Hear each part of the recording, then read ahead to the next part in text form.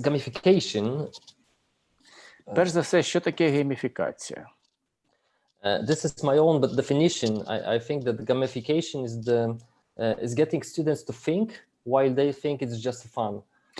Ну, це моє власне визначення. Гейміфікація – це є змусити студентів думати в той час, як вони думають, що вони просто розважаються. And as far as gamification in the scientific context is concerned, we can say that gamification began to gain popularity in the scientific community since 2012, more or less. Що стосується наукової громади, то гейміфікація почала набирати популярності більш-менш починаючи з 2012 року. And from this year you can find some publications concerning gamification, but the elements of gamification appeared at many universities much earlier. Починаючи з того року, ви можете знайти публікації, в яких йдеться про гейміфікацію, але фактично гейміфікація почала набирати популярності ще до того. For example, I try to use games in didactic activity since 2008 to 2009. Наприклад, я починав застосовувати елементи гейміфікації в дидактичному матеріалі, починаючи з 2008-2009 років. But of course, I remember when I was a student, one of my lecturer also used kind of game to run a lecture. І я, наприклад, пам'ятаю ще за часів, коли я був студентом, один з лекторів застосовував гейміфікацію під час своєї лекції. So the gamification has definitely the positive impact of tools based on game mechanism on such areas as building competences or cooperation, teamwork skills, or even supporting high-level managers. So these are the impacts of gamification that can be used in ordinary life. Ну, вплив гейміфікації можна застосовувати як і в звичайному повсякденному житті. Це є позитивний вплив інструментів, які засновані на ігрових механізмів в таких галузях, як підвищення професіоналізму у галузі співробітництва, а також командної роботи. Ну і вона застосовується у підготовці менеджерів високого рівня. One of example that could be interesting, the example of professionally created educational game is Café Noir, which were produced by Doji Educational Innovation. Один із цікавих прикладів гейміфікації, яка була створена на професійній основі, це навчальна гра «Чорна кава», яка була підготовлена компанією Doji Educational Innovations. This is the company. It was created by people associated with the University of Economics in Poznan. Ця компанія, вона була створена людьми, які мають стосунки з економічним університетом в Познані. And if you are interested in more details, you can see the website doji.com.pl.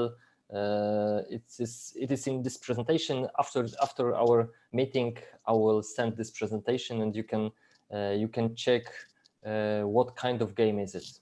У разі, якщо це вам цікаво, ви зможете відвідати веб-сторінку, яка написана на презентації, після лекції я вам надішлю всім свої презентації, і ви зможете відвідати цю домашню сторінку.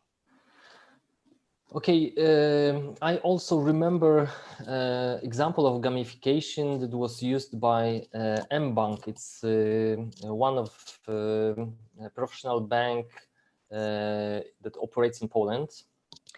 Я також можу навести приклади застосування гейміфікації в роботі мBanku. Це є відомий банк у Польщі.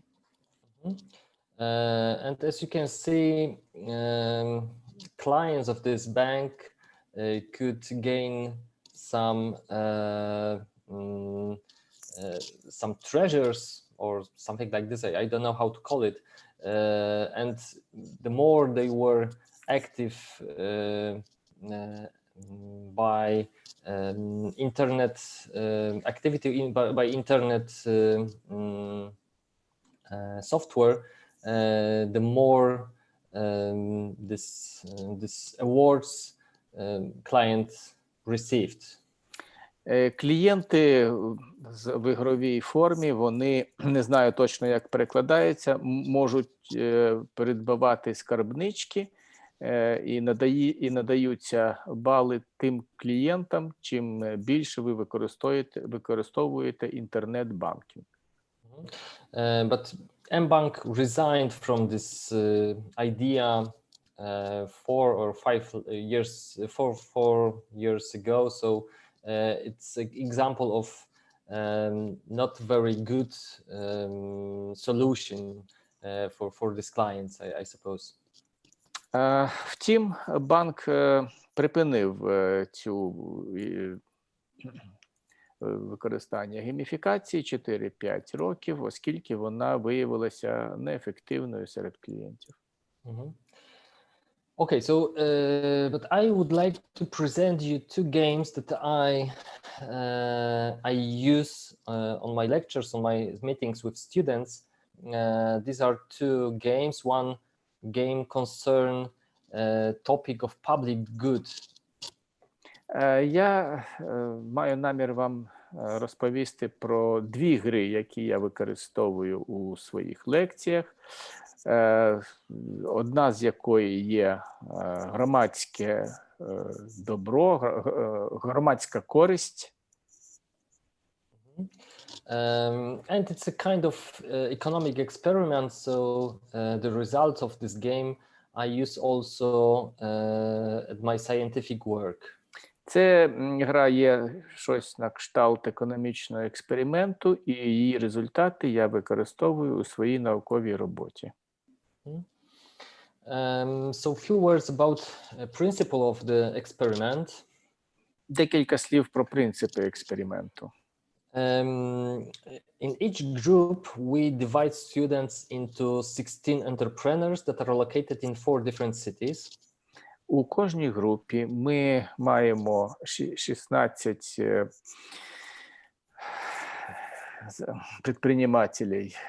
підприємців, які знаходяться в 4 містах. And I organize 10 rounds. In each round, each of these 16 entrepreneurs decides how much of the amount of $20, 20 zlotys, or it could be any different currency, could be allocated to the public good. Я проводжу гру у 16 раундах. Скільки раундів? How many rounds? Excuse me, I forgot. 10 rounds. 10, я вибачаюсь. Я проводжу 10 раундів в цій грі, і у цих 10 раундів кожен 16 підприємців вирішує, скільки вони можуть витратити, наприклад, сума $20 на громадське благо. In each of these 10 rounds, in each of these 10 rounds, I determine different conditions. So in some round, there are some punishment. In other rounds, there are some awards for students. І в кожному з цих раундів я встановлюю різні умови. В деяких є якесь заохочення, в інших є покарання. In previous years, when I organized just the same meeting with people from Ukraine, we tried to play 3, maybe 4 different rounds. So it was much more easy to show you how the game looks like. У попередні роки я проводив ці гри і із залученням учасників із України також, і можна розглянути приклад 3-4 раунди, щоб мати уяву, як це виглядає. But if you will be interested in some details, you can always contact me and I could give you some more details about this round, this game. Втім, якщо вас будуть цікавити подробиці, ви завжди зможете зв'язатися зі мною, щоб я вам розповів детально, більш детально. But anyway, in this game, public good, which is the main topic of this game, is created and delivered within 4 different cities. City A like Amsterdam, city B like Berlin, city C like Copenhagen, and city D like Dublin. В цій грі громадське благо, воно створюється і надається у 4 містах. Це A – Амстердам, B – Берлін, C – Копенгаген і D – Дублін. Each city is a separate society, and the society produces a public good for their own needs. So the public good produced, the public good that is produced in each city benefits only for inhabitants of this city. У кожному з цих міст громадськість виробляє це громадське благо для свого власного міста, і воно надається, розповсюджується тільки для жителів цього конкретного міста. And also very important is that the benefits of the manufactured goods are equally shared between city inhabitants only. І вигоду, яку отримує людина від виробленої промислової одиниці у суспільстві, вона розповсюджується серед жителів цих міст, і бенефіціарами є тільки жителі цих міст. Okay, so we have 3 different stages of our game. Firstly, we collect contributions for all entrepreneurs, all 16 entrepreneurs living in 4 different cities. У нас є 3 різні стадії цієї гри. У першій стадії ми збираємо внески з усіх підприємців, які мешкають в 4 містах. And the sum that we obtain in each city is multiplied by 1.6. This is the profit from the public good, and this profit we measure as a 60% of the activity of the total sum that is created by society. Цю суму, отриману в результаті першої стадії, ми в кожному з міст ми помножуємо на 1,6. Це вигода, яка отримується від громадського блага. Ми приблизно оцінюємо 60%. And at the end, at the third step, we shared the increased value, increased by 1.6, equally among all entrepreneurs from a given city. І на третій стадії, на заключній, ми додаткову вартість розподіляємо рівномірно поміж усіх підприємців з даного міста. This is some kind of chart that maybe could help to realize what is the nature of this game. На екрані ви можете побачити своєрідну діаграму, яка допоможе вам уявити, зрозуміти суть цієї гри. Okay, so for example, we have city Amsterdam, and we have 4 different entrepreneurs in this city. Наприклад, візьмемо місто Амстердам, і там є 4 різних підприємця. First entrepreneur gave $10, second $15, third entrepreneurs gave only $2, and fourth entrepreneurs gave $3 for the public good from whole $20 that they could give for public good. З діаграми видно, що перший підприємець дає $10, другий 15, третій 2 і четвертий $3 із загальної суми 20, яку вони могли б дати на громадське благо. Altogether, they gain in the city $30. Усього вони заробили для міста $30. Then we multiply this sum by 1.6 and we receive $38. Помножуємо цю суму на 1,6, отримуємо $48. And then we divide it into 4 equal parts. So for every entrepreneur came back $20 from public goods investment in public goods.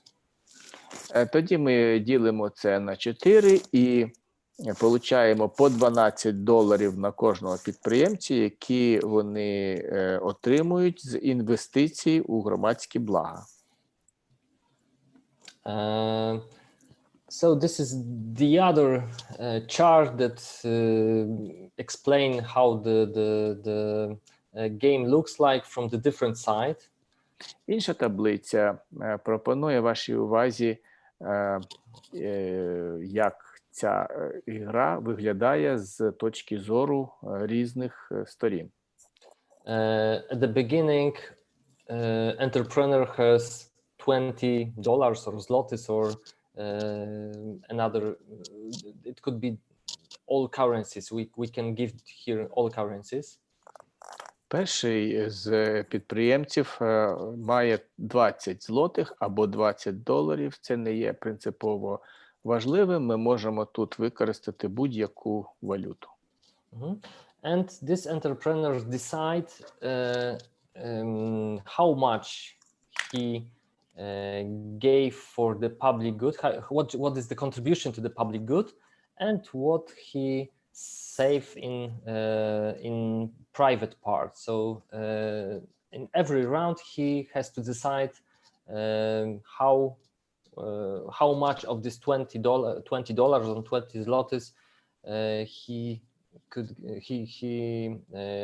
sacrifice, for example, for public good. І кожний підприємець у кожному раунді сам вирішує, яку частину з своїх грошей він може надати на громадське благо, яку він залишить для приватного використання. Він це вирішує у кожному випадку самостійно.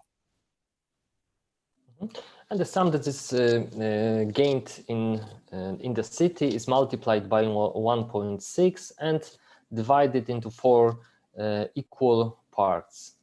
Тоді цей внесок містом помножується на 1,6 і потім ділиться на 4 часті. At the end of the round, every entrepreneur must count what total amount at the end of the round he has. І наприкінці цього раунду кожен підприємець має підрахувати, скільки він загальної суми матиме.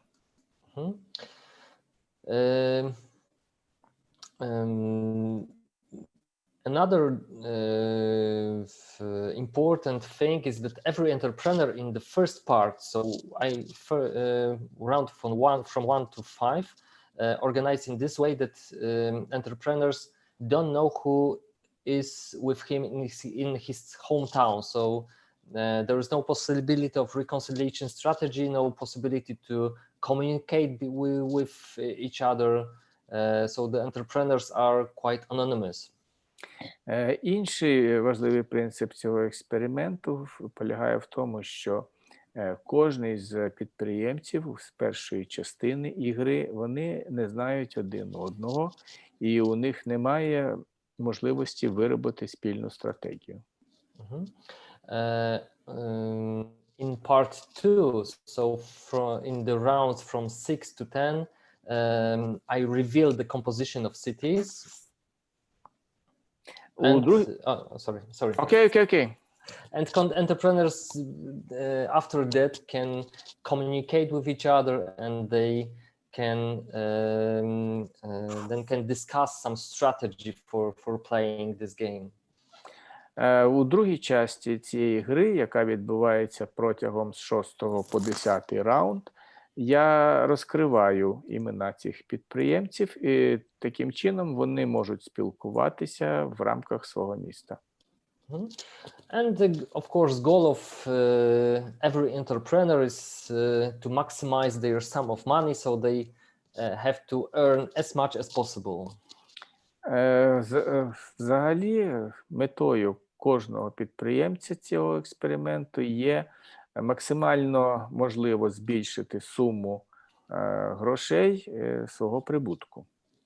And usually for the best entrepreneur in the group of students, I give some kind of gratification.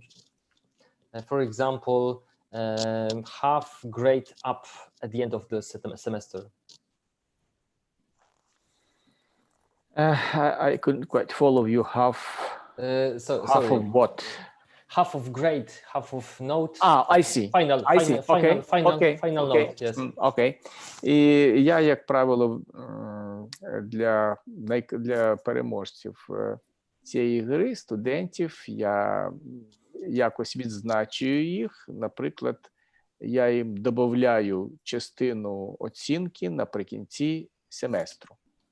Yeah, so they have quite big motivation to play this game. Тобто у них є така істотна вмотивованість, щоб брати активну участь у цій грі. And quite shortly, I will explain the examples of the rounds that I use in my game. Невдовзі я покажу приклади раундів, які я використовую у своїй грі. For example, round 1, crime has appeared in the cities. Public authorities decided to strengthen police activities and asked residents to transfer voluntary payments for this purpose. У першому раунді приклад такий, що в містах виникає криміногенна ситуація. Громадські влади вирішують посилити діяльність поліції і звертаються до жителів з метою, щоб вони перевели добровільні внески для цієї мети. And each entrepreneur decide how much of the 20 what part of 20 zlotys he will spend for the public good. І таким чином кожен з підприємців вирішує, яку частину з цих 20 злотих він може використати на громадське благо. So this is totally voluntary payment. There are no other conditions in this round. Тобто це цілком добровільні внески, немає ніяких інших умов у цьому раунді.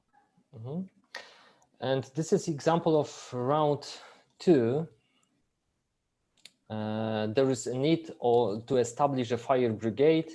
You can pay from 0 to 20 bucks, but one entrepreneur from each city will be checked.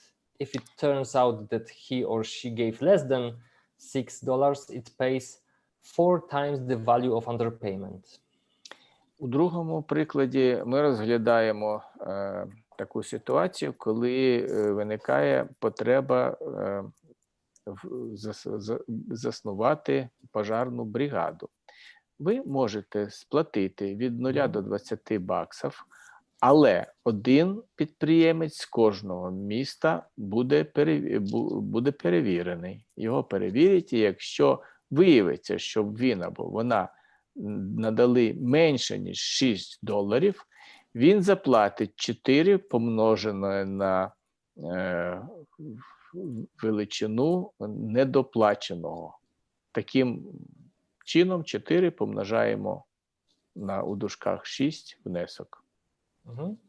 And this payment, if it is this payment, because sometimes it can be that all entrepreneurs gave $6 or more. So if there is any punishment, this payment will go to the person who gave the most in this city. І таким чином, якщо виявиться, що інші підприємці заплатили місту 6 або більше доларів, то оця сума недоотриманої грошей, яку заплатить той, хто не вніс менше, ніж $6, ця сума буде сплачена тому підприємцю, який виграв це змагання, тобто який більше всього заплатив. This is the example of round 3. Entrepreneurs decide to create bodies that care for fair competition. And in this round, entrepreneurs can give from $0 to $20, but one entrepreneur will be randomly selected in each city, and his or her personal payment will be increased by the amount of his own contribution. So here we have some kind of award that we can use for the public policy tool. У третьому раунді підприємці вирішують створити орган, який буде займатися питаннями чесної конкуренції. Ви можете внести від 0 до $20 під час цього раунду, але один підприємець буде обраний наугад в кожному місті, і його або її персональний внесок буде помножений на кількість його власного внеску. Тобто введений в квадрат. Я так зрозумів. Okay, round 4 concerns public good as a hospital, and the goal of for each city is to create a public hospital, and it will be created if in the city will be collected at least $30. У четвертому раунді розглядається приклад, коли громадським благом є госпіталь, і він буде побудований у місті, якщо вдасться зібрати принаймні $30. If the hospital will not be built, one person randomly selected will be deprived of his assets in this round. So it is as if that person died, the hospital was not created, and that person got sick, so he had no one to help him or her. So this is another example of punishment. І у цьому прикладі, якщо цей шпиталь не буде побудований, то одна людина з цих підприємців наугад вибраний буде його залишать без його грошей, без його майна, тобто у нього відберуть його статки під час цього раунду. Ну, наприклад, якщо нібито він вмер, маючи на увазі те, що шпиталь не був створений, ця людина захворіла, і не було кого, хто б міг вилікувати його. Okay, so after usually 5 rounds, there is there is revealing the composition of the cities. So as I said, we have 4 different cities: Amsterdam, Berlin, Copenhagen, and Dublin. And in each city, I show students what numbers are in which city, because for every student there is each number that identifies this entrepreneur. І в цьому раунді я розглядаю це на 5-му раунді. Я розглядаю склад цих міст, і кожному студенту надаються номери підприємців з тим, щоб вони могли визначити склад мешканців цього міста. And from now on, they can discuss and can discuss about the strategy. Then they can try to make another people to give more or less money for the public goods. І відтоді вони починають обговорювати стратегію, припускаючи, що в тому чи іншому місті підприємці могли б надати більше або менше частини внеску для громадського блага, на громадські потреби. So from round 6 to 10, there is the most interesting part of this game are the interactions between students. У раунді з 6 по 10 найбільш цікавою частиною цієї ігри є взаємодія студентів. Okay, so I will not be I don't tell you in details about round from 6 to 10 because I think it's not necessary.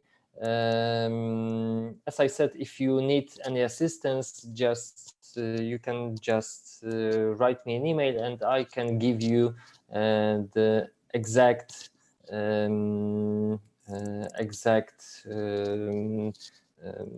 rounds. Yes, exact maybe not topics, but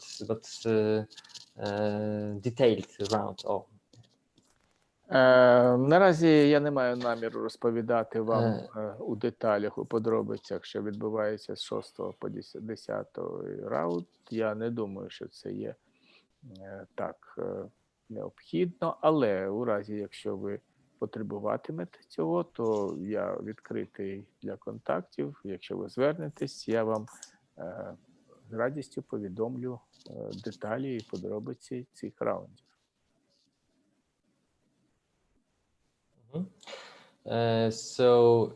After these 10 rounds, we discuss with students about the results. Після 10-го раунду ми обговорюємо із студентами результати. And I will show you maybe now how. One moment. I will show you Excel file that I collect all answers of students. One moment. Наразі я збираюся показати вам таблицю Excel, де я покажу результати із цими обговореннями з студентами.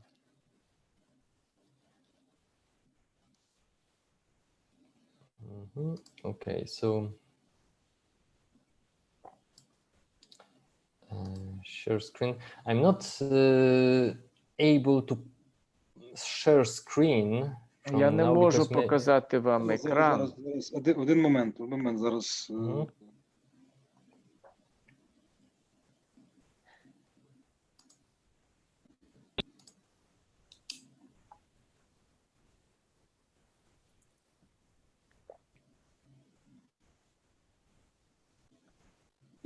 Już mogę. Może. Okay, thank you. Okay, so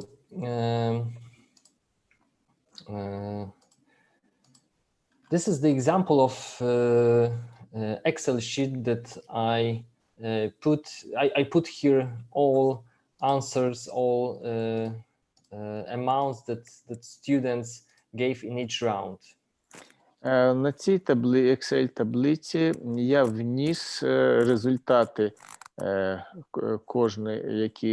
кожний студентів надали під час раундів.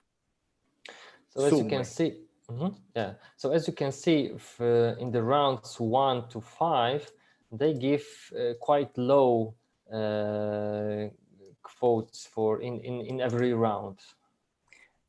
Як ви бачите, з 1 по 5 раунду вони надавали відносно невелику кількість одиниць.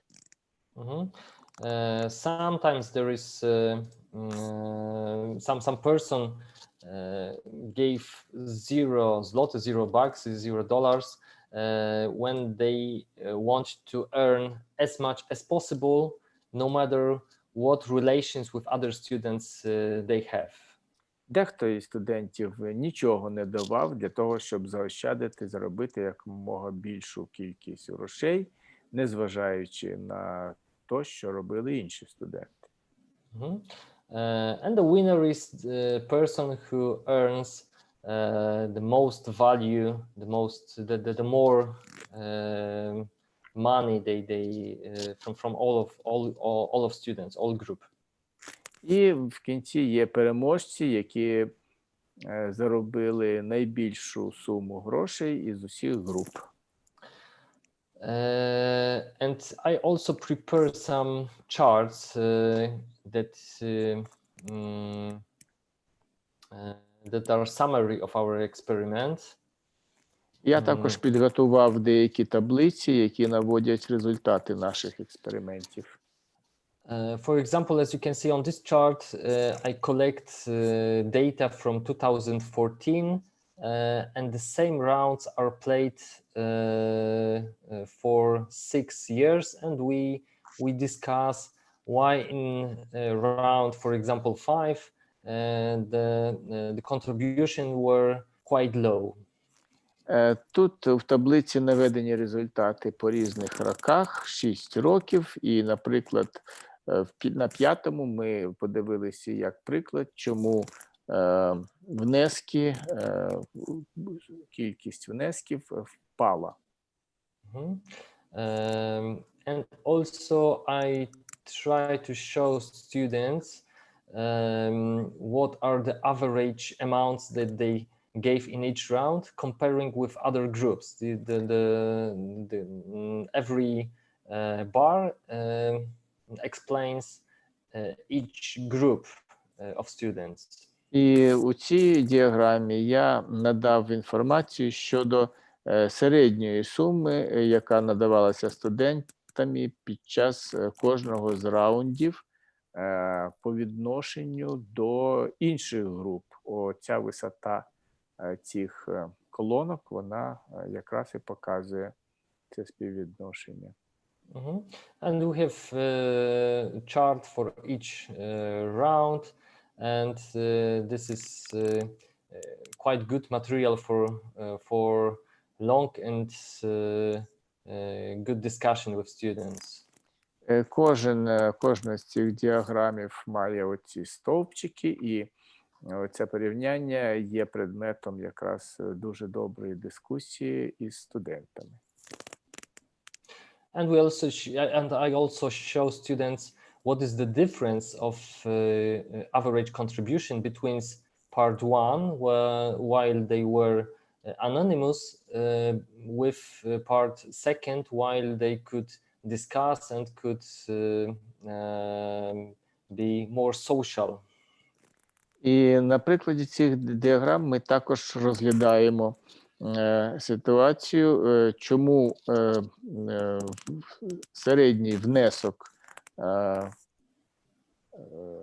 який відбувався під час анонімної частини гри, він відрізняється у частині розміром цих внесків у частині другій, тоді, коли гравці були відомі один одному. Mhm. Okay, and in every group we have also kind of heat map. Red colors means that entrepreneur gave less money. Green color means that they gave maximum amount they could in this round. І в цій таблиці кольорами відзначені хітові показчики, де видно, хто з гравців давав саму найменшу кількість грошей на громадські потреби, а хто найбільшу. Okay. Another thing that we can discuss also with students, okay, I will share my presentation again. Okay. Інший предмет, який ми також можемо обговорювати із студентів, я покажу зараз свої презентації знову на екрані.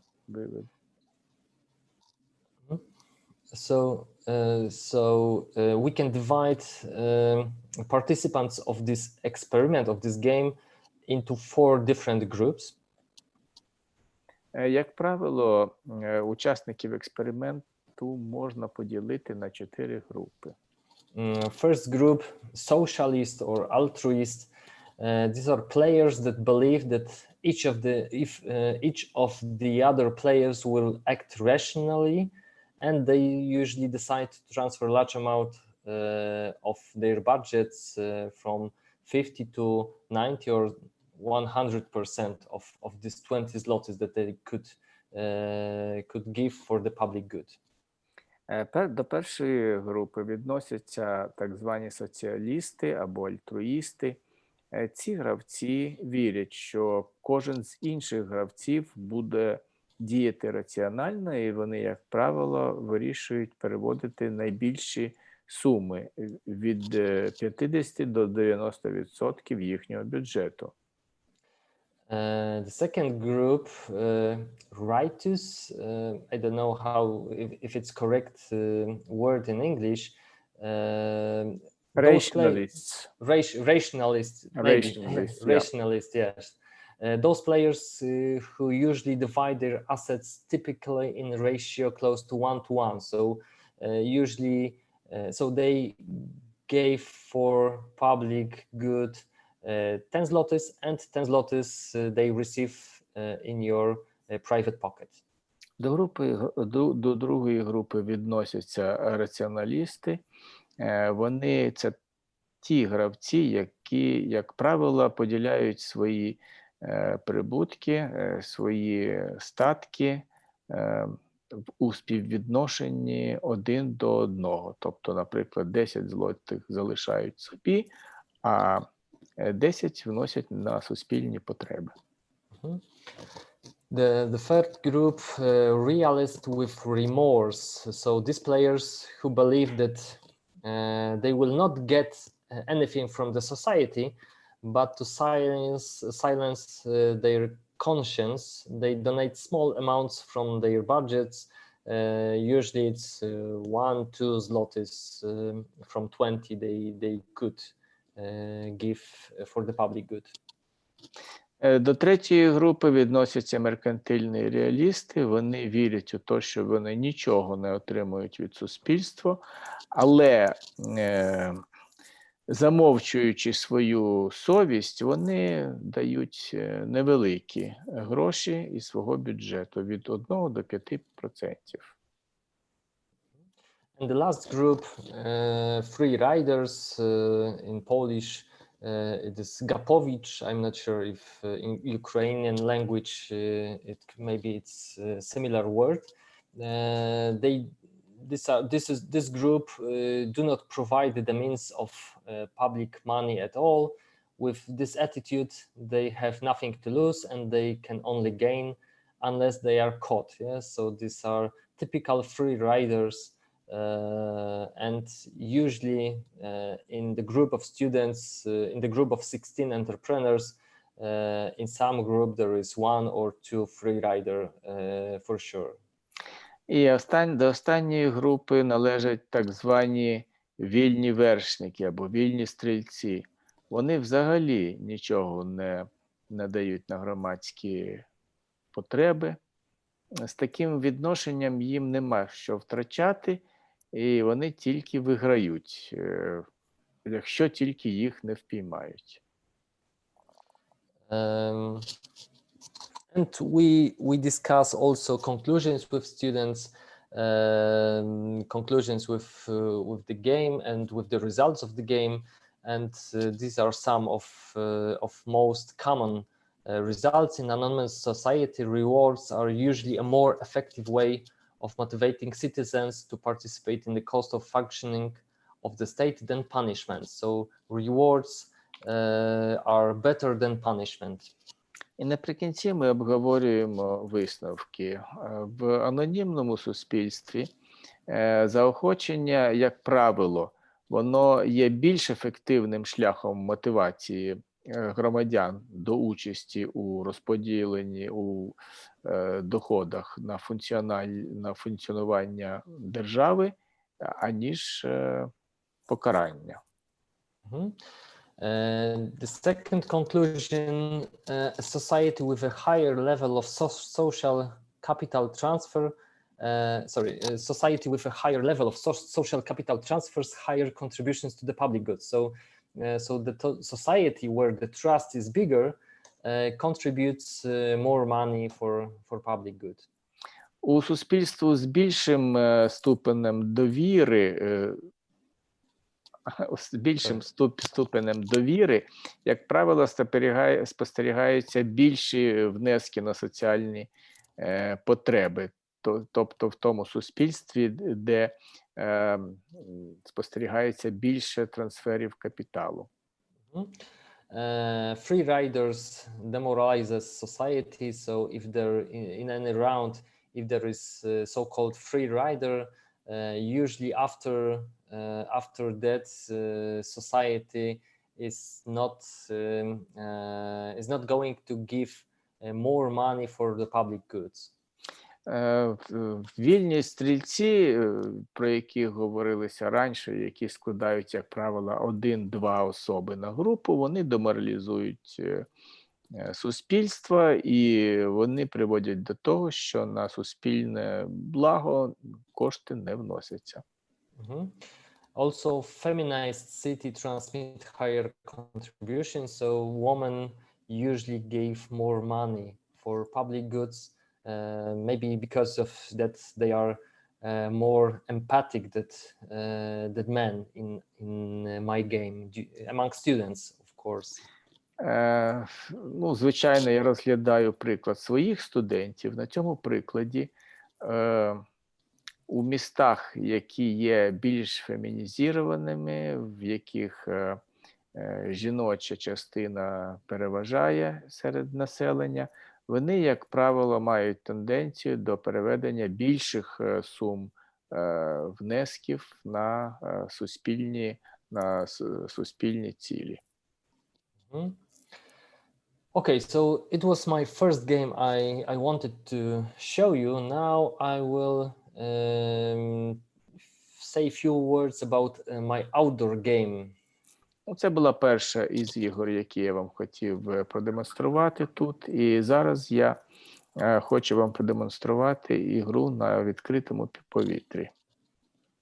This first game I organized since 2010 or 2009, so I have quite big experience.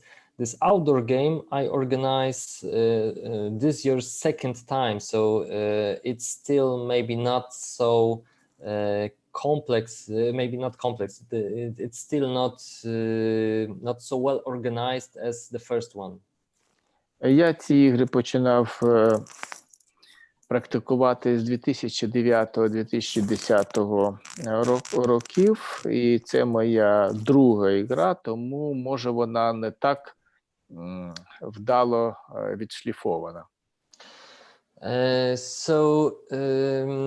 this game, students are also divided into groups of 4 or 6 person. У цій грі But студент... there is, sorry. Okay, go on. Go on. Okay, so and in these groups there is division of competencies, roles in each group, and participants in each team shares role among themselves. Основне правило цієї гри є такими. Студенти розподіляються на групи по 4-6 студентів в кожній. У цих групах запроваджується розподіл компетенцій або ролей у кожній з цих груп. І учасники обмінюються ролями між собою. So the first role is navigator. This is person who is responsible for navigating the group and has a map and makes sure that the group moves from one point to another as quickly as possible. Одна така ігра зветься навігатор. У кожній групі є відповідальний за навігацію, штурман, так би мовити, у нього є карта, і він забезпечує те, щоб група рухалася від одного пункту в інший якомога швидко. Navigator should have shared location in Google Maps for me, for the game operator. And the task of this character is to optimize routes between different points in this outdoor game. У нього його телефон має мати спільну локацію з оператором ігри, це зі мною в системі Google Maps. І завдання цієї ролі, цього характеру є оптимізувати маршрути між двома пунктами. Вибрати оптимальний маршрут. Okay. The second role is archivizer. Archivizer documents all events with photos and videos and so on, and uploads files to the cloud on the Google Drive. Друга посада є архіваріус. Архіваріус документує всі події на фото і відеоматеріалах, і він завантажує їх у хмару на Google, на драйві Google. Every group in this game has some task to do, and if they make this task, archivizer just have to make photo or video and must upload this on the Google Drive. Кожна із груп має свої власні завдання, і цей архіваріус, він документує виконання цих завдань групою і завантажує її на хмару Google Drive. There is also accountant.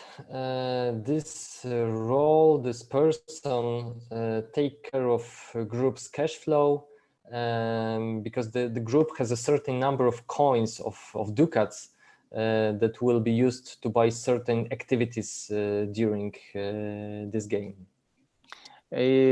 Наступна посада є бухгалтер. Бухгалтер забезпечує правильний поток, грошовий поток, і кожна група має певну кількість монет, які використовуються для того, щоб придбавати якусь із діяльності, визначену діяльність. І завдання цієї посади є оптимізувати витрати групи. And the last role is guide. It's kind of master in each group, is responsible for coordinating the work of team and has a decisive vote in the event of disagreement. So if there is no one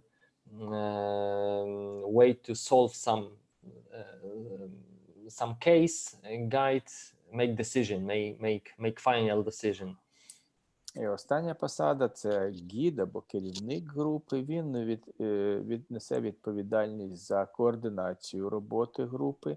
У нього є вирішальне право голосу у разі, якщо немає єдинства думок. І він також вступає в переговори з керівником ігри щодо вартості, скільки треба заплатити за натяки або за якісь ключі до розгадки питання.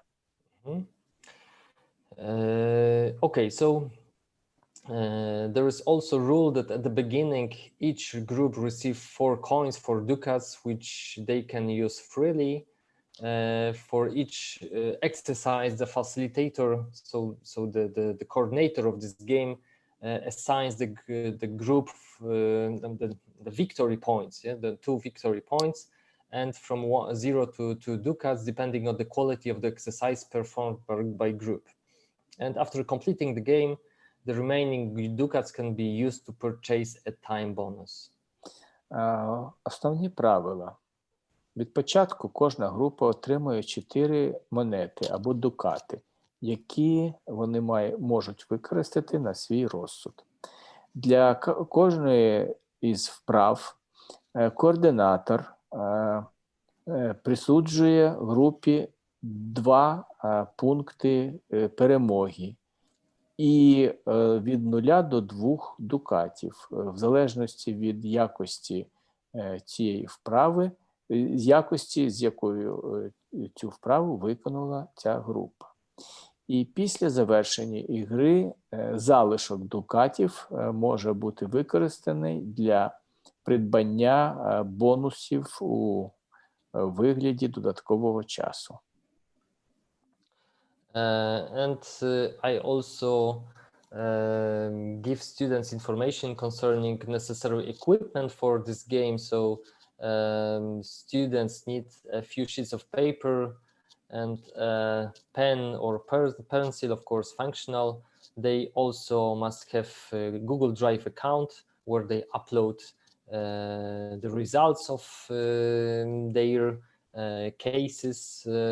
And they also need to have Google Maps on phone and application for reading QR codes. І нарешті я студентам повідомляю про обладнання, які їм необхідно мати для забезпечення ігри. Це декілька сторінок паперу і робочий ручка або олівець. Їм також треба мати свій рахунок, свій аккаунт у Google Drive. І вони мають завантажити Google Maps на телефон, якщо немає. І також вони мають мати... This is application on your application. phone. I know application. I just forgot how we say it in Ukrainian. Для того, щоб читати QR-коди, у вас має бути це певний інструмент і додаток. Так, додаток. Дякую. Має бути додаток для того, щоб чекати QR-коди. Okay, so this is the example of the route that students must take this year. So they have route about 2 kilometers, and they have some cases that I marked here. Yeah, so 1, 2, 3, 4 points. They have 4 points to checkpoints, and in these checkpoints they have some case to do, some team work to do. Ну, тут ви бачите завдання, які я надавав студентам у цьому році. Маршрут, він складається на протязі приблизно 2 кілометри, і на протязі цього маршруту є певна кількість контрольних пунктів. У кожному з контрольних пунктів студенти мають виконати певне завдання. And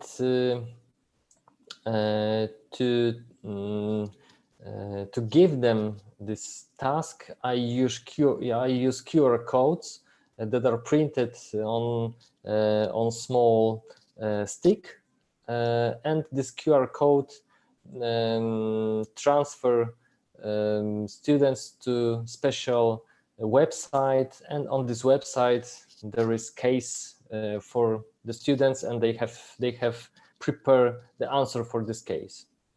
Ну, я оцей додаток у вигляді QR-коду розміщую на такій іконці або на певній пластинці, і вона розміщується за такою інтернет-адресою, яку вони отримують після того, як виконують завдання. And this QR code, this year I use different places in city to stick this QR code in the city. So, for example, I use some places on the tram stop, or some pillars or poles in the city, and there on this pillar or on this tram stop, I just stick this QR code, and students have to, and students have to find this. Цей QR-код я прикріплюю на стікері, і цей стікер я розміщую по місту у певних місцях. Наприклад, це може бути трамвайна зупинка або стовп. These are other examples of places where the QR code were located. На світлинах вашій увазі надаються інші місця, де можуть розміщуватися ці стикери з QR-кодом. Yes, and at the end I will show you the website that I put the cases, and students can read exact cases from the website, and to the link. The link they can find by this QR code. І наприкінці я вам покажу деякі приклади вебсайтів, на яких я розміщую завдання, після виконання яких вони отримують лінк, який вказує, де розміщений цей QR-код.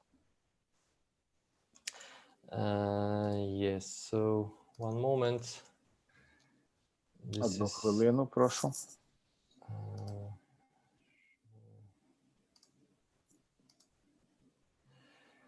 Yeah, this is example of one case. Оце приклад одного із завдань.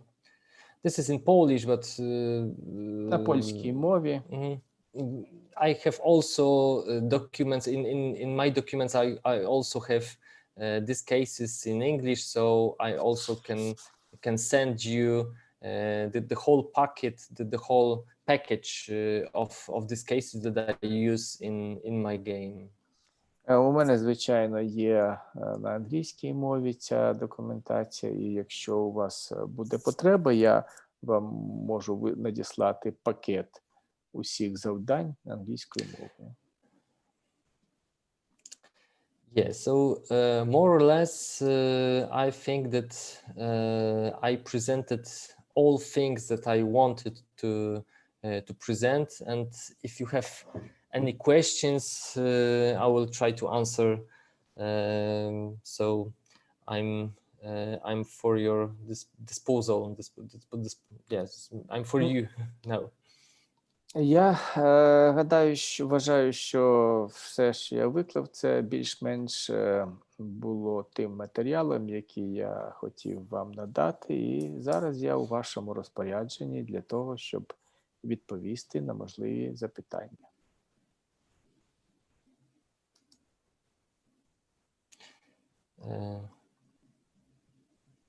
Та й має питання на чаті. Якщо учасник заплатить штраф 4 помножене на 6, $24, а він має усього 20, то він має відразу вибуває з гри, бо немає можливості робити наступні внески. Suppose a participant pays fine for multiplied by 6 means 24, and the total sum available at his pocket is 20. What happens then? Is he expired from how he is fined? Is he expired from the game?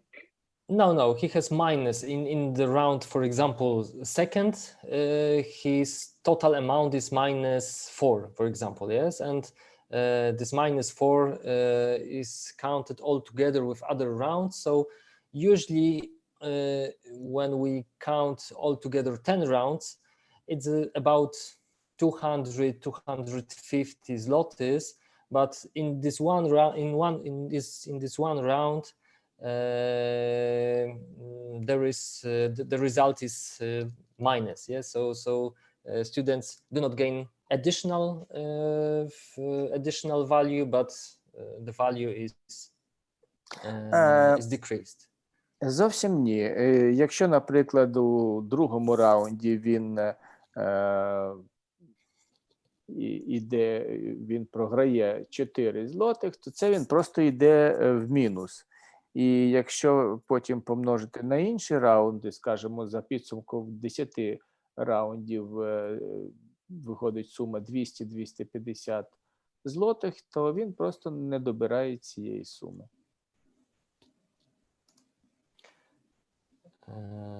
It is also some other questions in Ukrainian language, but І на українській мові запитання, на жаль, я не можу їх прочитати. Can I help you with the, or who is the moderator of our webinar who can advise me? Should I translate something special? I will use питання на чаті. Google Translator. Часу в середньому триває перша гра. Перепрошую, яке питання? Скільки часу в середньому триває перша гра? The question is, how much time does it take for complete one game, for example, the first game? The first game, I usually organize it in 90 minutes. So in our university, we have two units, two school units, for example. We just call it two school units. One school unit is 45 minutes. And we have the most popular block of meeting with students is 2 school hours, so altogether 90 minutes, and it's enough to organize the game. But after that, 1 week later, we discuss the results of this game. So it's not possible to do it in one meeting. So we have to divide it into 2 different meetings, but it's also time for me to prepare some charts, some conclusions, and for students, they also have time to think about this game, and 1 week later is, according to my experience, is quite good time to wait for the discussion. Ну, скажімо так, перша гра, вона триває 19 хвилин. В нашій системі освіти ми організовуємо навчальний процес парами. Одна пара, 2 пари, одна пара триває 45 хвилин, тобто я 19 хвилин відвожу для цієї ігри, але результати ми оприлюднюємо не відразу, а десь приблизно через тиждень. За цей час я маю можливість підготувати якісь діаграми, таблиці, підготувати якісь висновки, а студенти можуть осмислити, можуть теж зробити якісь свої висновки щодо проведеної ігри. Перепрошую, не 1990, певне, так? 19 or 90? 90 or 19?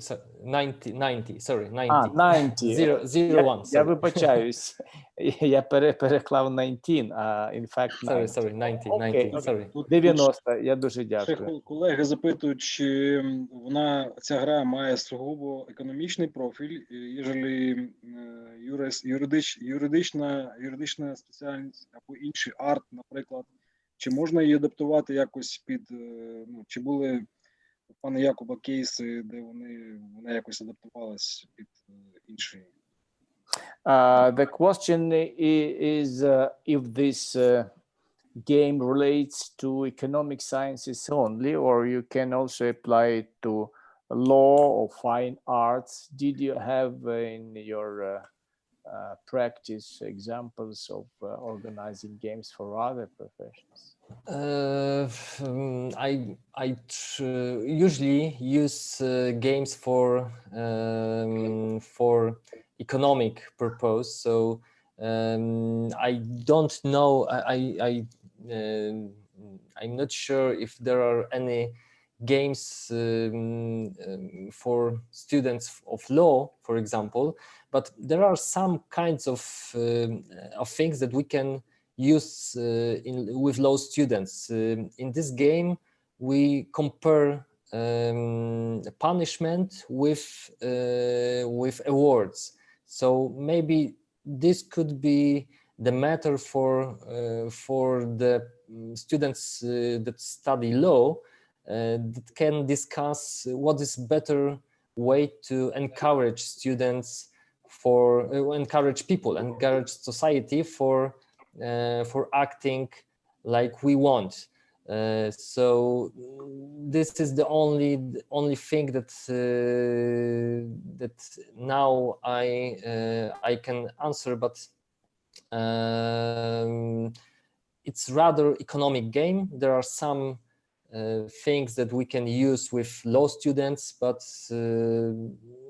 the main mechanism is based on the economic, yes, because we have money, we divide it, we multiply, and this is typical economic mechanism. Sorry. I'm giving you the signal that give me a break to translate. Окей. Таким чином, наразі я можу сказати, що у мене нема досвіду організації цієї гри для інших спеціальностей, і, як правило, ця гра застосовувалася до економічної тільки. Але якщо ми кажемо про юриспруденцію, про право, ми також можемо застосувати принципи тієї гри, де ми казали про покарання і винагороду. Ми можемо порівнювати застосування того чи іншого методу для заохочення суспільства, щоб воно діяло таким чином, як ми хотіли би, щоб вони вчиняли. Я впевнений, що можна поміняти ці предмети ігри, і також можна використовувати для інших спеціальностей. Тут є ще питання має.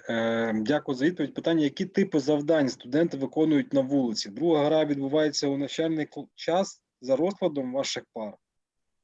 The other question is what types of activities students are entitled to implement outdoors? Is it during the units of school units, or it's from some extracurricular activities? Yes, usually we meet the outdoor game makes about 3-4 hours so about 180 maybe 200 minutes. It's about that. So students have 4 different tasks to do, and for every task they need about 30-40 minutes to prepare the answer for this case study. So this is not game for for ordinary lecture for 90 minutes. This is a game for 2, 3, 4 hours. Yeah, for 4 hours. So about 200 minutes. I think that it's enough to complete this game. Ну, зазвичай гра на відкритому повітрі, вона триває 3-4 години.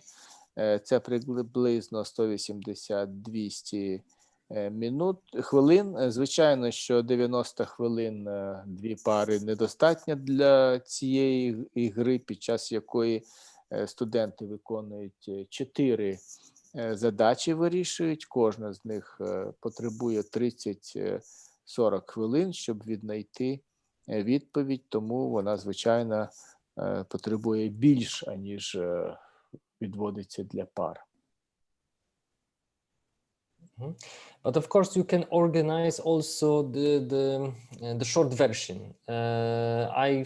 Last year I thought that I could organize this game inside the university campus, and you can organize only 2, maybe 3 short case studies, and students in this case in such game will be obliged to go, for example, to one building of our university, check the QR code, answer the case study, next go to the next building, and if we organize a simple version, it's also good. But my ambition is to make students to go in the city, and this year I resigned from public transport, but usually I try to make students to think which public transport will be most efficient, which line. Okay. Ну, є також і скорочені версії цієї гри.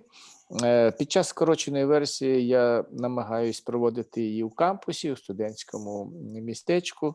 І, як правило, студенти вирішують 2-3 короткі задачі. І у цьому році я відмовився від публічного транспорту, але ми можемо також розглядати і задачі з урахуванням фактору використання громадського транспорту. А як ці ігри відображаються в вашому навчальному навантаженні, як викладача? Скільки на це вам відводиться часу? Well, can you say what is the impact of gamification on your tutorial assignment? How do you feel the implementation of gamification on the burden of your as a tutor, as a professor? Yes, the second outdoor game is very good at the beginning of the semester. If you want to cooperate students, when the students are, for example, at the first year of study, such outdoor game make that they try to they have to cooperate, and it's good to have better contact with students, between lecturer and student. Socializing. Socialize, exactly. Характерною є другий тип ігри. Я його використовую, як правило, на початку семестру, особливо, якщо це студенти першого курсу і перший семестр. Я використовую для того, щоб залучити їх до спілкування, для співробітництва, для більшого розуміння один одного. But also the first game is also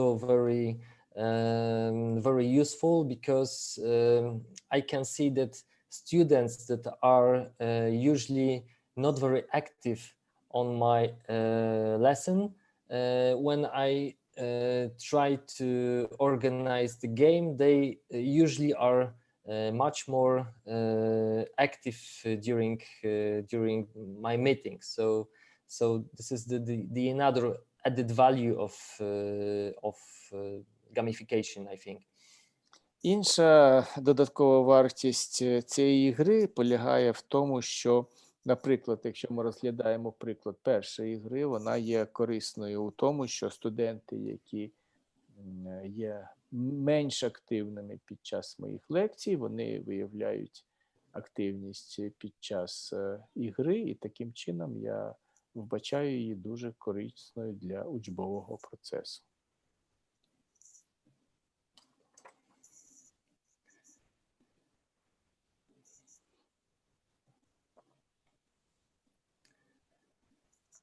Okay, so thank you very much for all your questions. Добре, дуже дякую вам за ваші запитання. Thank you for your great translation. Welcome, always welcome. Sorry. Privilege, my favor to work with you. Yeah, sorry for maybe not good English. No, every time. absolutely. I don't accept your apology. It was perfect. If anything was wrong, it was entirely my fault. I apologize. Okay, anyway, thank you. Дякую всім учасникам. Перекладачеві. Yes, tomorrow I will try to send you. I will send you this presentation and some other handouts that can be maybe useful for you if you want to organize game like this. Some materials I have in English, some materials I have in Polish. So, but also if you have any assistance, just write me an email and I try to help you if you want to use my experience with that. Завтра я вам надішлю дидактичний матеріал, а також презентацію, видаткові матеріали, які ви можете використати під час ігор. Деякі, як загалом, ці матеріали англійською, а є також деякі матеріали польською мовою. Якщо буде потреба або необхідність, то, будь ласка, звертатися до мене, і я вам завжди допоможу. Так. Як отримаємо презентації, ми одразу їх перекладемо на українську мову і надамо вам на доступ на Google диску, де буде збережені по даній тематиці папочка з гейміфікацією, де буде і відеозапис вебінару, а також матеріали у вигляді презентації пана Якуба і переклад на українську мову. Дякую велике вам за участь. Якщо є ще питання, будь ласка, задавайте або вголос, або на чаті можете писати. Якщо ні, давайте будемо дякувати тоді нашому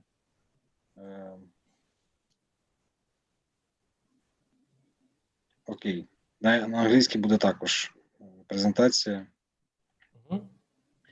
Наступна зустріч у нас в суботу. Дякую всім за участь. Дякую, пан Якуб, за...